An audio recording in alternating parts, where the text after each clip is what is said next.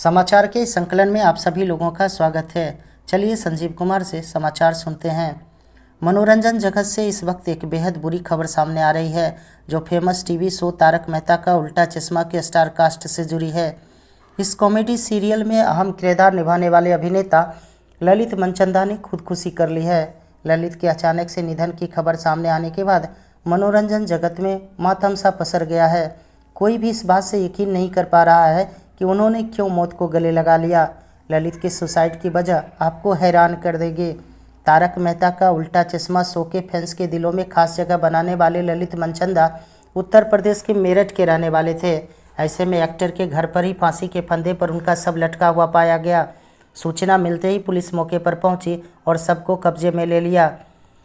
इस वारदात की जगह की तलाशी शुरू की गई। हालांकि ललित के घर से किसी भी तरह का कोई सुसाइड नोट बरामद नहीं हुआ है, लेकिन कई मीडिया रिपोर्ट्स की माने तो ललित मनचंदा लंबे समय से आर्थिक तंगी से जूझ रहे थे, जिसकी वजह से उनकी मानसिक हालत भी खराब चल रही थी। इस कारण से वो मुंबई से मेरठ वापस आए थे, जहां उन्होंने आत्महत्या का बड़ा कदम उठा लिया। पहलगाम आतंकी हमले पर रक्षा मंत्री राजनाथ सिंह ने कहा कि पहलगाम में एक धर्म विशेष को निशाना बनाकर आतंकवादियों ने कायराना हरकत की, जिसमें कई निर्दोष लोगों की जान चली गई। उन्होंने आगे कहा कि मैं देशवासियों को आश्वस्त करना चाहता हूं कि सरकार हर जरूरी कदम उठाएगी। हम न सिर्फ इस कृत्य के दोषियों तक पहुंचेंगे, बल्कि पर्दे के पीछे के किरदारों तक भी पहुंचेंगे। जम्मू कश्मीर के कुलगाम आतंकियों और सुरक्षा बलों के बीच मुठभेड़ शुरू हुई। बुधवार शाम को तंगमर्ग इलाके में सुरक्षा बलों ने आतंकियों को घेर लिया। दोनों ओर से फायरिंग हो रही है। अतिरिक्त सुरक्षा बल मौके पर भेजा गया है। आज सुबह ही बारामूला के उरी सेक्टर में एलओसी के पास आतंकी घुसपैठ की कोशिश की गई थी। सेना ने 2 आतंकवादियों को मार गिराया। यहां भी सर्चिंग जारी है। सेना के अधिकारियों ने कहा कि सुरक्षा बलों ने 2 से 3 आतंकियों को घुसपैठ की कोशिश करते देखा था। आतंकियों के पास से बरामद सामान में 2 असल्ट राइफल, गोला बारूद और युद्ध से जुड़ा सामान, कारतूस, पाकिस्तानी करेंसी, चॉकलेट और सिगरेट के पैकेट मिले हैं। इससे एक दिन पहले पहलगाम में आतंकी हमला हुआ था। इसमें 27 लोगों की मौत हो गई थी।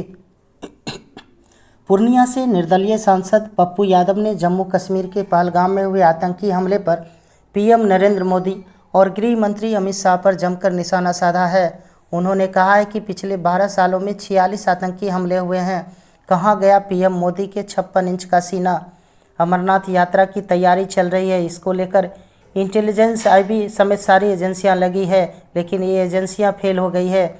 नैतिकता के आधार पर 1 मिनट भी पीएम और केंद्रीय गृह मंत्री को अपने पद पर बने रहने का अधिकार नहीं है। दोनों को इस्तीफा दे देना चाहिए। राष्ट्रीय जांच एजेंसी की टीम ने बुधवार को पहलगाम आतंकी हमले के स्थल का दौरा किया, ताकि जम्मू कश्मीर पुलिस को इस क्षेत्र में नागरिकों पर लगभग 20 वर्षों से हुए सबसे घातक हमले की जांच में सहयोग दिया जा सके। वहीं इस हमले के बाद इजरायल ने भारत के समर्थन का ऐलान किया है। इजरायली राजदूत ने कहा कि भारत के पास हमसे बेहतर रणनीति होती है। बिहार विद्यालय परीक्षा समिति द्वारा OFSS के माध्यम से राज्य के उच्च माध्यमिक विद्यालयों की 11वीं कक्षा में नामांकन लेने हेतु विद्यार्थियों को दिनांक 24/4/25 से दिनांक 3/5/25 तक ऑनलाइन आवेदन करने का अवसर प्रदान किया गया है। इच्छुक विद्यार्थी दिनांक 24/4/25 से दिनांक 3/5/25 तक ऑनलाइन आवेदन वेबसाइट के माध्यम से कर सकेंगे। अगले 24 घंटों के दौरान पटना समेत सिवान, सारण, बक्सर, भोजपुर, भभुआ, रोहतास, औरंगाबाद, अरवल, जहानाबाद एवं गया जिले गर्म दिन रहने के साथ हीट वेव लू को लेकर येलो अलर्ट जारी कर दिया गया है। बक्सर, भभुआ, रोहतास, औरंगाबाद जिले में गर्म दिन रहने के साथ रात भी गर्म रहने की संभावना है। 2 से 3 दिनों के दौरान प्रदेश के अधिकतम तापमान में 2 से 4 डिग्री की वृद्धि का पूर्वानुमान है। 25 अप्रैल तक प्रदेश के अलग अलग भागों में हीट वेव की संभावना है। आतंकियों द्वारा पर्यटकों पर किए गए हमले में भारतीय नौसेना के लेफ्टिनेंट विनय नरवाल की मौत हुई है। वह मूल रूप से हरियाणा के रहने वाले थे। 19 अप्रैल को उनकी शादी हुई थी और वह अपनी पत्नी के साथ पहलगाम घूमने गए थे। सुरक्षा और इंटेलिजेंस एजेंसियों ने पहलगाम अटैक के संदिग्ध आतंकियों के स्केच जारी किए हैं। इनके नाम आसिफ फौजी, सुलेमान शाह और अबू तलहा बताए गए हैं। इंटेलिजेंस सूत्रों ने बताया कि इस हमले का मास्टरमाइंड लश्कर-ए-तौयबा का डिप्टी चीफ सैफुल्लाह खालिद है। समाचार के अंत में आज के विचार। इतने कमज़ोर मत बनो कि कोई आपको तोड़ दे, बल्कि इतने मजबूत बनो कि आपको तोड़ने वाला खुद टूट जाए। इन्हीं शब्दों के साथ आज का समाचार समाप्त होता है। धन्यवाद।